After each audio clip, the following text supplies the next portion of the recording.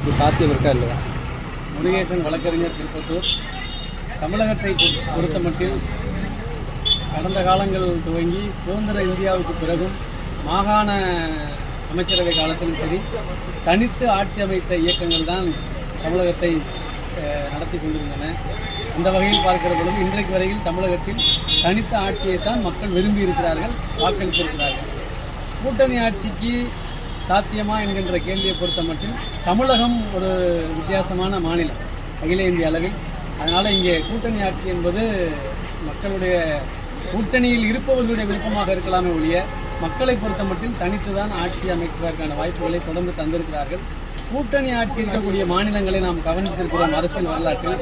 அங்கே இடையிலேயே தேர்தல் நடந்திருக்கிறது, அல்லது அவர்களுக்குள்ள பல்வேறு பேரங்களினால் அந்த ஆட்சி கலைக்கப்பட்டிருக்கும், அல்லது வேறு வகைகளிலே அந்த ஆட்சி சிறத்தன்மையோடு நடந்திருக்காது. ஆகையால் தமிழகத்தை பொறுத்தவரை கூட்டணி கட்சிகள் ஆட்சியிலே பங்கு கோரலாமே ஒழிய மக்கள் கூட்டணி ஆட்சி விரும்பி வாக்களித்ததாக வரலாறு இல்லை. வருகிற சட்டமன்ற தேர்தலிலும் அதை பொறுத்து தான் தனித்து தான் ஆட்சி அமைக்கும்.